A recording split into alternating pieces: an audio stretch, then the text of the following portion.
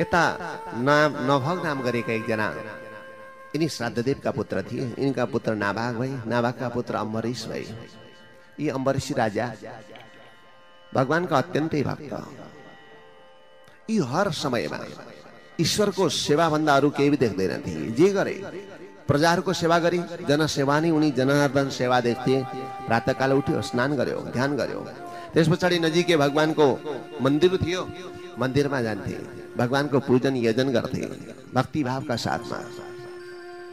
अनि भगवानलाई नमन गर्दै गर्दै भन्थे, हे भगवान, सबै मन कृष्ण पदारविन्दयो बचांसि वैकुण्ठ गुणानुवर्णने करो हरिर्मन्दिर मन्मार्जनादिषु श्रुतिं चकाराच्युत सदकथोदये। हे मेरो मन, हे भगवान, यो मेरो मन तपाईका चरण रूपी कमलमा सदैव भमरो भएर भुनभुनाइरहोस्। उनी यही वरदान। अनि यी मेरा वाणीहरू तपाईका गुणानुवादहरूलाई गान गर्नमा तल्लीन रहनु। सदैव तपाईका यस कृतिहरूको गान बखानमा सदैव तल्लीन रहोस् यो मेरो वाणी। र यो वाणीले अर्काको अपकार हुने कुनै शब्द नबोलोस्। यो वाणीले सके अरूको उपकार गरोस्, नसके पनि अपकार नगरोस्, तिरस्कार नगरोस्। अनि यी मेरा हात करौ हरेर मन्दिर मार्जनादिषु, यी हात तपाईका मन्दिरमा झाडु पोछा गर्न लागिरहोस्।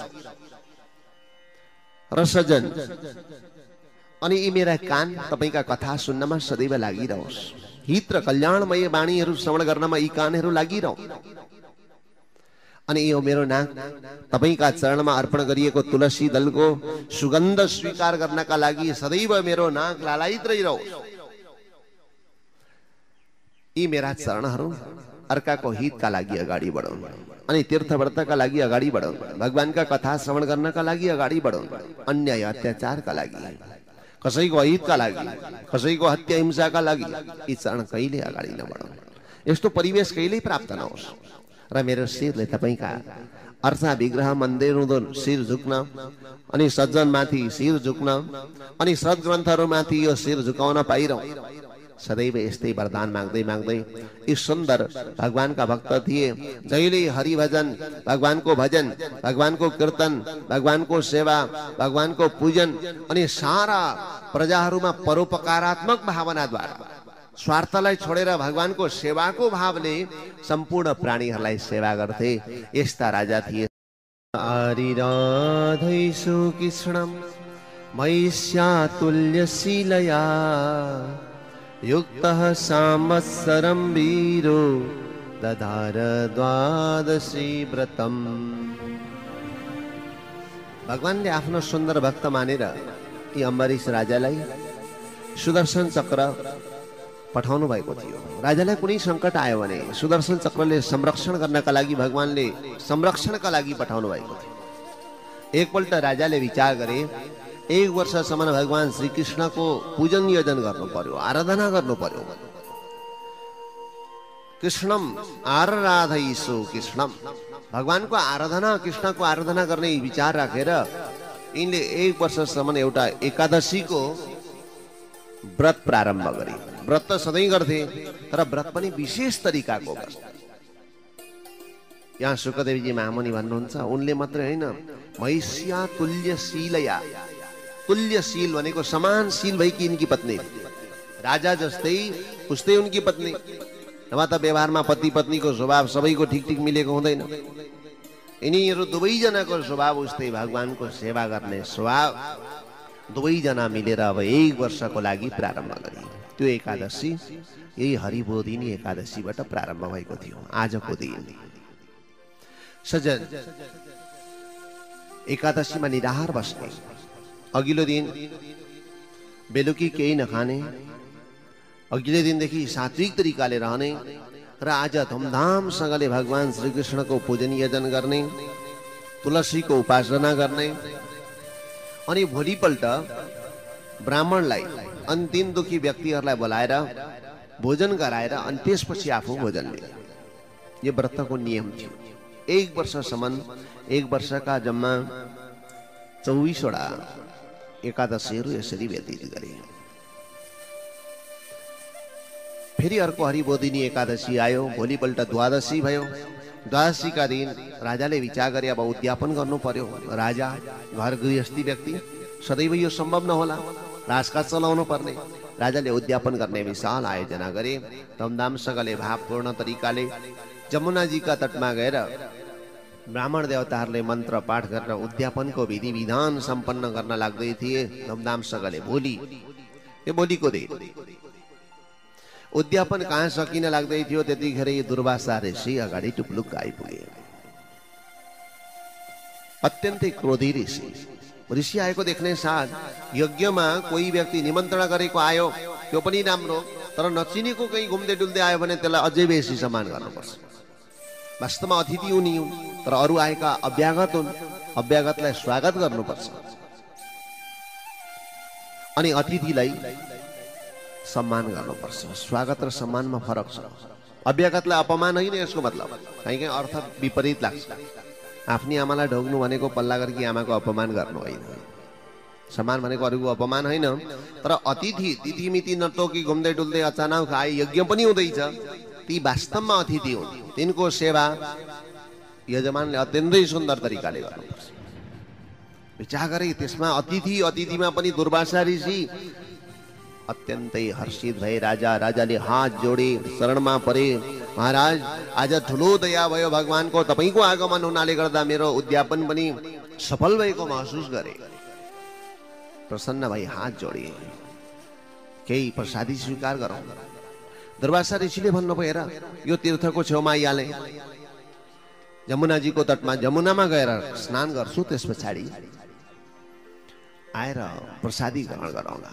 यति भनेर दुर्वासा ऋषि स्नान गर्न निस्किए। यता उद्यापन गर्ने मुहुर्त हेरिएको थियो। त्यो उद्यापनमा केही खाएर उद्यापन गर्नुपर्ने अन्न लिएर यो मुहुर्त आयो। दुर्वासा ऋषि फिरेर आएन। यस्ता ऋषि दुर्वासा आएका छन् अतिथि, तिनलाई नखुवाइकन पहिले कसरी खाउँ? अब आज उद्यापन भएन भने फेरि 1 वर्ष लामो फेरि उद्यापन प्रतीक्षा गर्नुपर्ने भयो। राजा आपत्तिमा परे, के गरौँ? उद्यापन गरौँ, ऋषिको अपमान हुने भयो। उद्यापन नगरौँ, उद्यापनकै लागि आयोजना गरिएको कार्यक्रम फेरि 1 वर्ष लम्बिने भयो। आएर आचार्य गुरुहरूलाई सोधे। गुरुहरूले भन्नुभयो, हेर एउटा काम गर, तिमी समस्या भयो तिमीलाई। भगवानको शालिग्रामलाई प्रक्षालन गरिएको जल चरणामृतलाई स्वीकार गर एउटा मञ्जरीका साथमा। त्यतिखेर तिम्रो उद्यापन गरेको पनि ठहर्छ र त्यसलाई खाएको पनि ठहर्दैन। त्यो त चरणामृत स्वीकार गरेको, तिमीले कुनै भोजन पनि खाएको मानिँदैन। त्यसले गर्दा ऋषिको अपमान पनि हुँदैन, उद्यापन पनि समापन हुन्छ। यो ह्यसितम नासितम चयत, यो खाएको पनि होइन, खाएको पनि हो।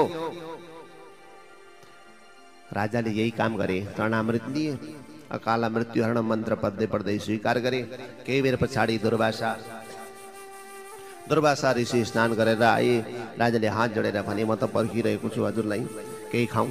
दुर्वासालाई यसो विचार गरे। दुर्वासाले अघि थाहा पाए, पहिले आफू खाने यो राजालाई दोष त थिएन, यसै अनावश्यक ठाउँमा रिसाए।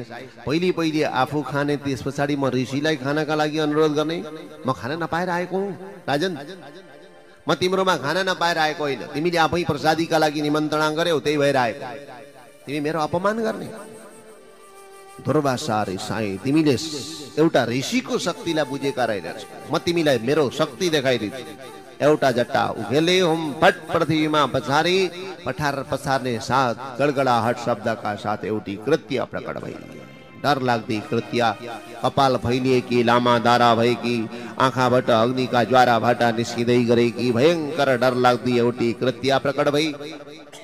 र दुर्वासा ऋषिले प्रेरणा गरिएकी कृत्य राजा अम्बरीशलाई नष्ट गर्नका लागि दौडिन लागि। अम्बरीशले विचार गरे, मैले उद्यापन गरेको दिन एकजना ऋषिले नै मलाई नष्ट गर्छन् भने म आनन्द बस्नु पर्यो।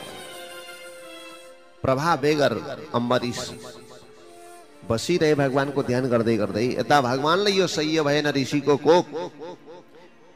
भगवानका पार्षद सुदर्शनलाई यो सह्य भएन। सुदर्शन जहाँ पूजा गरेर राखिएको थियो त्यहीँबाट सुदर्शन उठे हजारौं सूर्यको जस्तो किरण भएका सुदर्शन आएर कृत्याको मुखमा एकपल्ट प्रहार गर्ने साथ कृत्या डढेर त्यही राख भइन्। सुदर्शन अब दुर्वासाका पिछे लागे। पछि पछि दुर्वासाका पिछे सयौं सूर्य जस्तो तेज भएका सुदर्शन आएको देख्ने साथ दुर्वासा त्राई त्राई भयभीत भई र दुर्वासा अगाडि भाग्न थाले। पछि पछि सुदर्शन अघि अघि दुर्वासा। यहाँबाट दुर्वासा भाग्दै भाग्दै गई ब्रह्मलोक गए। ब्रह्मलोक गएर ब्रह्माजीका शरणमा हे ब्रह्मन मलाई संरक्षण गर्नुहोस्, संरक्षण गर्नुहोस्। ब्रह्माजीसँग गएर चित्कार गर्न थाले। ब्रह्माजीले भन्नुभयो हेर तिमीले भक्तको अनादर गर्यौ, मबाट संरक्षण हुन सक्दैन, जाऊ तिमी भोले बाबाका शरणमा जाऊ, केही हुन्छ कि। दुर्वासाले यहाँ संरक्षण पाएन। दौडिएर भोले बाबा कहाँ कैलाश गए। कैलाशमा जाने साथ भोले बाबाले भन्नुभयो निस्किहाल दुर्वासा। उनले भन्नुभन्दा पहिले तिमी यहाँ नबस, भक्तको अपमान गर्ने व्यक्तिलाई म संरक्षण गर्न सक्दैन। सुदर्शन आयो भने कैलाश डढ्न सक्छ, अहिले जाऊ निस्किहाल। यतिखेर रुन कराउन थाले। के गरौँ, केही उपाय त बताइदिनुहोस् मैले बाबा, गल्ती भइहाल्यो, मैले भक्तको अनादर गरेँ। शंकर भगवानले भन्नुभयो जाऊ गएर सुदर्शन जसका हुन् उनीसँग गएर स्तुति गर। भगवान विष्णुका शरणमा गए। भगवान विष्णुले विष्णुका शरणमा गएर भगवान विष्णुका अगाडि गडगडाउन थाल्दै थिए। सज्जन, भगवान विष्णुले भन्नुभयो हेर तिमीले भक्तको अनादर गर्यौ, त्यसले गर्दा म संरक्षण गर्न सक्दिनँ। सुदर्शन परै बसे। भगवानले इशारा गर्नुभयो तिमी आउन त आयो।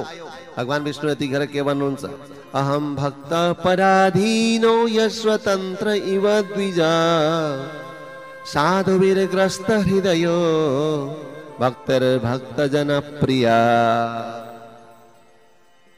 म त भक्तको पराधीन छु, मलाई भक्तले जहाँ पुकारे त्यही दौडिएर पुग्नुपर्छ।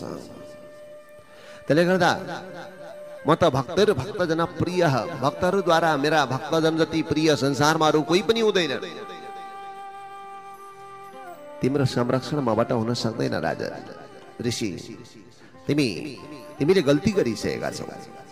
मलाई त जो मसँग हृदय बाँडिएका साधव समदर्शिन समान दृष्टिले संसारलाई हेर्नेवाला यस्ता सज्जनहरू मलाई भक्तिद्वारा यसरी बस गर्छन् जसरी एउटी पतिव्रता नारीले आफ्ना पतिलाई आफ्नो प्रेममा बाँधेकी हुन्छ। सत स्त्रियः सत्पतिम यथा। यसरी भगवान विष्णुले पनि संरक्षण गर्न नसक्ने हुनुभयो। त्यसो भए कहाँ जाउँ? ऋषिले सोधे आँखाभरि आँसु बनाएर, तिमी जाऊ उनी भक्तसँग गएर शरणमा पर्यौ र उनले चाहे भने तिम्रो संरक्षण हुन सक्छ। दुर्वासा दौडिएर आई। ऋषिका चरणमा आएर पर्न लाग्दै थिए यी राजाका चरणमा। राजा पहिली पहिली चरणमा परे। ए महाराज, तपाईँ किन यो उल्टो गंगा बगाउँदै हुनुहुन्छ?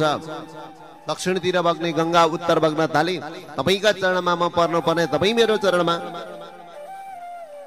शरणमा पढेर राजाले यस पछाडि सुदर्शनको स्तुति गर्न लागे। सुन्दर सुदर्शन भगवानको स्तुति गरे र यिनले प्रतिज्ञा पनि गरे, आजसम्म मेरो मन भगवानका चरणारविन्ददेखि कहिल्यै विचलित भएको रहेनछ भने ए द्विजो भवतु विजरः, ए ऋषि तपाईको तेजबाट कुनै संकट ऋषिलाई नआओस्। यदि मैले यो मेरो मन एकत्रित गरेर भगवानको चरणबाट विचलित गरेको रहेनछ भने यो प्रतिज्ञा गर्ने साथ सुदर्शन गएर आफ्नो ठाउँमा बसे।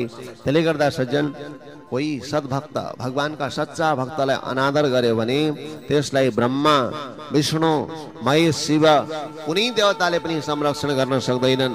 त्यसले गर्दा संसारमा संख्ये वृषम ब्रह्म कुलावमान, भगवानका भक्तहरूको कुलको अपमान सबभन्दा जीवनमा भारी हुन्छ, सबभन्दा जीवनमा प्रक्षालन हुन नसक्ने दोष हुन्छ।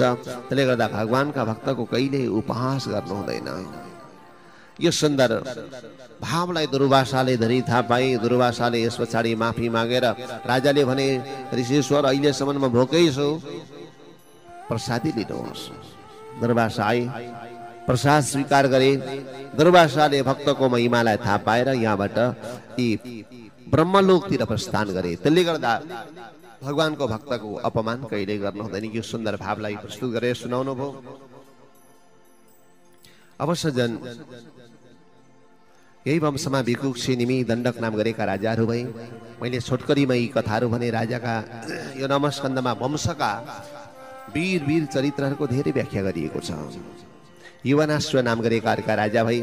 यी राजाका पुत्र मान्धाता, यी मान्धाता अत्यन्तै पराक्रमी थिए। यी मान्धाता पृथ्वीमा यिनको शासन क्षेत्र यति थियो जहाँबाट सूर्य उदाउँथे, सूर्य उदाउने उदयचल पर्वतदेखि लिएर सूर्य अस्ताउने अस्तायचल पर्वतसम्म एक छत्र शासन गरेका थिए यी राजाले। यी पराक्रमी राजाको प्रसङ्ग छ र यही वंशमा सत्यव्रत नाम गरेका अर्का राजा भई। यी सत्यव्रतलाई त्रिशङ्कु पनि भनिन्छ। देवी भागवतमा यिनको लामो कथा छ। यिनका पुत्र हरिश्चन्द्र राजा भई र यी हरिश्चन्द्रका सन्तति भएनन्। पछि वरुणका आशीर्वादले रोहित नाम गरेको पुत्र प्राप्त भयो। यही रोहितबाट यिनका हरित नाम गरेका पुत्र भई। यही वंशमा वृक नाम गरेका राजा, यिनका छोरा बाहु, बाहुका छोरा बाहुका सन्तति भएनन्। यिनका रानीहरू धेरैवटै थिए। राजा दुखी भएर जंगलमा ऋषिहरूका शरणमा गए। हे ऋषि हो, मेरो सन्तति भएनन्, राजकाज चलाउने कोही नहुने भयो। ऋषिहरूले एउटा पुत्रष्टि यज्ञ गराउनु भयो। पुत्रष्टि यज्ञ गराएर अभिमन्त्रित गरेर एउटी रानीलाई पुत्रष्टि यज्ञका निम्ति अभिमन्त्रण गरिएको थियो। यिनका पेटमा जब बच्चा भयो, बालक भयो, अरू सौतालाई क्रोध आयो। यिनको सन्तति हुने भयो, यिनको शाखा सन्तान रहने भयो, हाम्रो केही नहुने भयो। सौताहरू रिसाएर यिनलाई विष खुवाइदिए। यो यति पराक्रमी बालक थियो गर्भमा। यो विष हातमा लिएर यो बालकले जन्म लियो। गर भनेको विष, विष हातमा लिएर गरका साथ जन्मिएकाले गर्दा यिनको नाम सगर रह्यो। यी सगर राजा हातमा विष लिएर जन्मिएका थिए। यी मरेनन् र यिनको पछि यिनका 60,000 पुत्रहरू भई। यिनले सयौं अश्वमेध यज्ञहरू गरे र यी अश्वमेध यज्ञहरूमा जुन 100वटा यो बृहत यज्ञ गर्नेवाला व्यक्ति इन्द्रको पदमा अभिषिक्त हुन्थ्यो। 100औं पालाको घोडालाई हरण गरेर एउटा घोडा बाँधिएको हुन्थ्यो। कोही प्रतिकार गर्न चाहनेवाला व्यक्ति भए घोडा अपहरण गर्यो भने त्यसलाई युद्धमा जितेर मात्र यो यज्ञ गर्न पाउने अधिकार थियो। विजय गरेर घोडा बाँधिएको थियो। इन्द्रले विचार गरे, अब यिनले यो यज्ञ सम्पादन गरे, सम्पन्न गरे भने मैले इन्द्र पद छोडिदिनु पर्छ। इन्द्रले रिसाए। इन्द्रले घोडा अपहरण गरे। घोडा लिएर अगाडि भाग्दै थिए। सगर राजाले आदेश दिए, जाओ पुत्र हो, घोडा कसले चोर्यो, युद्ध गर। पछाडि 60,000 पुत्रहरू सगर राजाका घोडा खोज्दै खोज्दै गए। इन्द्र डराएर कपिलदेवजी महामुनिको आश्रममा बाँधेर अन्तर्हित भए। गएर यसो कपिलदेवजी महामुनिको आश्रममा हेर्दा घोडा बाँधिरहेको छ। को छ यहाँ भित्र? छापा मार। छापा मार्न भित्र प्रवेश गर्दा ऋषि कपिलदेवजी महामुनि, सांख्य दर्शनका प्रवर्तक, तपस्या गरिरहेको पाए। विचार गरे, यिनी यी ढोगी रहेछ। अहिले हरण गरेर ल्याउने बाहिर घोडा बान्ने, भित्र आएर आँखा चिम्लिने। भैयाले, हाम्रो भैयाले यसो गरेको, यसलाई बाण प्रहार गर। व्यभिचारपूर्ण बाण हात हतियार प्रहार गर्न लाग्दै थिए। कपिलदेवजी महामुनि के को डङ डुङ हो, यसो आँखा खोल्नु भएको। आँखाबाट निस्किएको तेजले 60,000 पुत्रहरू सबै डढेर खरानी भए। यो यिनको तेज। सजन, अब यहाँनिर कुनै यिनीहरू फिर्किएर नआएपछि सगर राजा दुखी भए। अर्का एकजना असमञ्जस नाम गरेका यिनका पुत्र थिए। तिनका पुत्र अंशुमान नाम गरेका पौत्र नाति थिए सगर राजाका। यी अंशुमानले आफ्ना पुर्खाहरू फिरेर आएनन्। खोज्नका लागि यी राज्यबाट निस्किए। खोज्दै खोज्दै गए। जाने क्रममा कपिलदेवजी महामुनिको बाहिर घोडा बाँधिरहेको छ। गएर कपिलदेवजी महामुनिलाई स्तुति गरे। हेर्दा एउटा विशाल पर्वत जस्तो खरानीको थुप्रो पाए। कपिलदेवजी महामुनिले भन्नुभयो, हेर, तिमी सत सन्तति रहेछौ। तिम्रा यी पुर्खाहरू, तिम्रा यी काकाहरू मैले नष्ट गरेको होइन। आफसे आफ यिनीहरू आफ्नै व्यभिचारको कारणले गर्दा खरानी भएका हुन्। अंशुमानले भने, त्यसो भए यिनीहरूलाई सद्गति प्रदान गर्नका लागि मैले के गर्नुपर्छ? तिमी एउटा काम गर, यिनीहरूलाई सद्गति गर्न चाहन्छौ भने गंगाजीले अवतरण गरायो भने सद्गति प्राप्त गर्न सक्छौ। अंशुमानले गंगाजीको तपस्या गरे, तर गंगाको दर्शन पाएन। जीवन यसै गयो। इनका पुत्र भई दिलीपले तपस्या गरे। इनले पनि दर्शन पाएन। त्यस पछाडि इनका पुत्र भई भगीरथ। राजा भगीरथले भगवती गंगाको विशाल तपस्या गरे। यी गंगा स्वर्गमा अलकानन्द नामले चिनिने गंगा भगवतीले दर्शन दिइन्। इनले निवेदन गरे, देवी, तपाई पृथ्वीमा आएर मेरा पितृहरूको उद्धार गरिदिनुहोस्। सबै पापीहरूको पापलाई प्रक्षालन गरिदिनुहोस्। गंगाले भनिन् म पृथ्वीमा आए भने मेरो वेग कसले थाम्न सक्छ? अनि म त सबै पापीको पाप त धोइदिउँला, मेरो पाप कसले धुन्छ? यतिखेर यिनले भने तपाई सबैको पाप धुनुहुन्छ ठिक छ, तपाईको पापलाई सन्तहरूले धोइदिनेछ। सज्जन गएर कोही गंगामा डुबुल्की लगायो, उसले गंगालाई पवित्र बनाउँछ। दुर्जन गएर स्नान गर्यो, उसले पाप धोएर निस्कन्छ। त्यसले गर्दा सज्जन दुर्जन सबै आउनेछन्। स्वयं हि तीर्थानि बनन्ति सन्तः। सज्जनले तिम्रो पाप प्रक्षालन गरिदिनेछन्। अब वेग कसले थाम्छ? यसले विचार गरे म अब केही उपाय गर्नेछु। भोले बाबाको तपस्या गरे कैलाशमा। भोले बाबाले दर्शन दिनुभयो के का लागि तिमीले तपस्या गर्यो भगीरथ? यिनले भने यी गंगा भगवतीको वेगलाई कसैले थाम्न सक्दैन अरे। भोले बाबाले विचार गर्नुभयो यत्रो अभिमान गरिछिन् गंगाले, भइहाल्यो, त्यसो भए मेरो जटामा ओर्लनका लागि निवेदन गर। भगीरथ राजाले निवेदन गरे भगवान शिवको जटामा झर्नका लागि। गंगाको एउटा अलकानन्दको एउटा सानो धारा भोले बाबाका जटामा झर्यो। भोले बाबाले जटा यति विस्तार गरिदिनु भयो, यही जटामा त्यही हराएकै गंगा कहीँ निस्किन सकिनन्। भगीरथलाई त समस्या भयो। भगीरथले फेरि भोले बाबाको उपासना गरे। भोले बाबा प्रसन्न हुनुभयो, दयालु, सानो धार पृथ्वीमा पनि दिनु होला। अब सानो धार यसो सानो केस जोडिदिए, त्यहीबाट गंगाजी प्रकट भइन्। यी गंगाजी प्रकट गोमुखदेखि गंगोत्रीदेखि 21 किलोमिटर माथि जानुभएको छ। चारधाम कतिजना बुवा आमाहरू, तर यहाँबाट ठेक्का गरेर लाने गाडीहरूले गंगोत्री भन्दा माथि जान सक्दैन। गाडी 21 किलोमिटर पैदल जानुपर्छ। 21 किलोमिटर माथि हिम श्रृङ्खलाका बीचबाट सबै हिउँै हिउँ बीचबाट प्रकट भएर गंगा उम्लिँदै निस्किन्छ।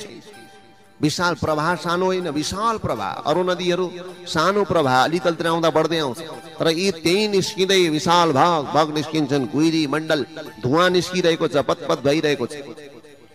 त्यहाँनेरि हिउँका डल्लाहरू माथिबाट खसिरहेका छन्। कुनै दिन यो सौभाग्य प्राप्त भयो भने दर्शन गर्नुहोला। अब सज्जन भगीरथ राजा अगाडि रथ लिएर पछि गंगा भगवती जय जयकारका साथ आउन थालिन्। गंगा भगवतीको अगाडि भगीरथ पछि गंगा भगवती आउँदै भोजबासा चिडबासा अनेक नामहरूका पर्वत श्रृङ्खला पार गर्दै गंगोत्रीमा आइन्।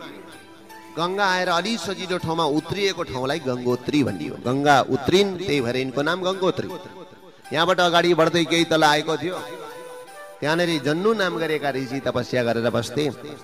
देवी गंगाले सबै जन्नु ऋषिको आश्रम बगाइदिन्। यसो जन्नु ऋषि आँखा खोलेर हेर्छन्, सारा जल प्रवाहले आफ्नो आश्रम बगाइदियो। यिनलाई क्रोध आयो, अञ्जलीमा थापे, अभिमन्त्रण गरे, सबै पानी पिदिए। गंगा त पिइन्, अब गंगा बग्न छोडिन्। भगीरथ राजा पछाडि फिर्किएर हेर्छन्, अलि माथि त आउँदै थिइन्, सुक्खा सबै कहीँ छैन, बाटै छैन गंगा।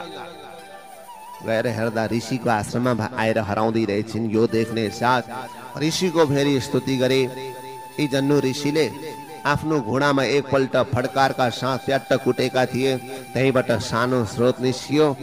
यी जन्नु ऋषिका घोडाबाट जानुबाट निस्किएकाले गर्दा गंगाको अर्को नाम रह्यो जाह्नवी। जाह्नवी भगवतीको जानु भनेको घोडा हो, घोडाबाट निस्किएकाले गर्दा यिनको नाम जाह्नवी। जाह्नवी अब यहाँबाट भग्न थालिन्। अगाडि भगीरथ पछि गंगा भगवती आउँदै ऋषिकेशमा आएर समथर भूमिमा गंगा भग्न थालिन्।